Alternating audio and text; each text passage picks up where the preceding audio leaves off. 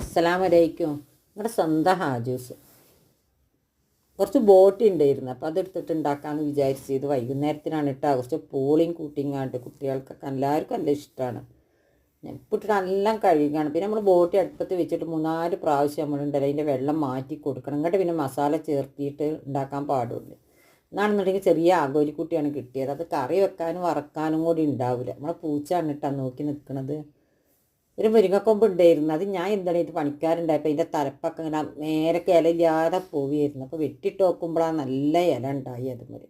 അതുമ്പോൾ 2 പൊട്ടിച്ച് കൊടുന്ന് ശേഷം പരിപ്പിട്ട് ഇങ്ങോട്ട് കറിയൊക്കെ വെച്ചിട്ട് ഞാൻ എൻ്റെ മോനോട് പറഞ്ഞു പൂളൊക്കെ നന്നാക്കി കൊണ്ടുവന്ന അമ്മ വേഗം രാത്രികൾക്ക് ബോട്ടിയൊക്കെ ഉണ്ടാക്കി തരണ്ടെന്ന്. ഓന് നമ്മളപ്പോൾ സഹായിക്കും കിട്ടുക. 2 ആൺകുട്ടികൾ അങ്ങനെ തന്നെ. നമ്മൾ ചെറുപ്പത്തിലുണ്ടല്ലോ അവരെ കൂടെ ഇങ്ങനെ നിർത്തി എല്ലാം ചെയ്യിച്ചതാണ്. അപ്പോൾ അവർക്കൊരു മടിയും കാര്യമൊന്നുമില്ല. മാമിയുടെ ഒപ്പം നിന്നിട്ടാണ് പേരക്കുട്ടിയാണ് ഇപ്പോൾ ഇല നുള്ളണത്. പിന്നെ ബോട്ടി 2-3 പ്രാവശ്യം വെള്ളം മാറ്റി കൊടുത്തിട്ട് എന്നിട്ടാണ് പിന്നെ മസാല വെച്ചിട്ട് ഉണ്ടാക്കിയത് എന്നറിയാം.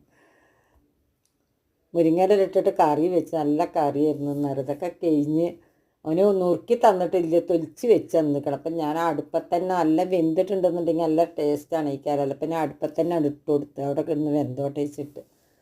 അത് കഴിഞ്ഞ് മോനും കുട്ടിയൊക്കെ കണ്ട് ഉറങ്ങാൻ വേണ്ടിയിട്ടൊന്ന് കിടന്ന് ഉപ്പാൻ്റെ മടിയിൽ കിടന്നിട്ട് കുട്ടി അങ്ങനെ കിടന്ന് ഉറങ്ങിയിരിക്കണം. ഓനാണെന്നുണ്ടെങ്കിൽ പിന്നെ 3 മാസം കഴിഞ്ഞ് പോയിട്ട് ഇപ്പോൾ 5 ദിവസമായിട്ടുള്ള വന്നിട്ട് ഇന്ന് പോകണം എന്ന് പറഞ്ഞപ്പോൾ ഞാൻ കുറേ ചീത്തായിരുന്നു. പ്രവാസികളെക്കാളും കഷ്ടമായിട്ട് അവരിത്. നമ്മൾ പിന്നെ മാമിൻ്റെ കടയിലാണ് ഓനെന്ന് അറിയാം. മോളാണെന്നുണ്ടെങ്കിൽ അപ്പാൻ്റെ ഒപ്പം നെഞ്ഞത്ത് കിടന്ന് ഉറങ്ങുകയാണ്.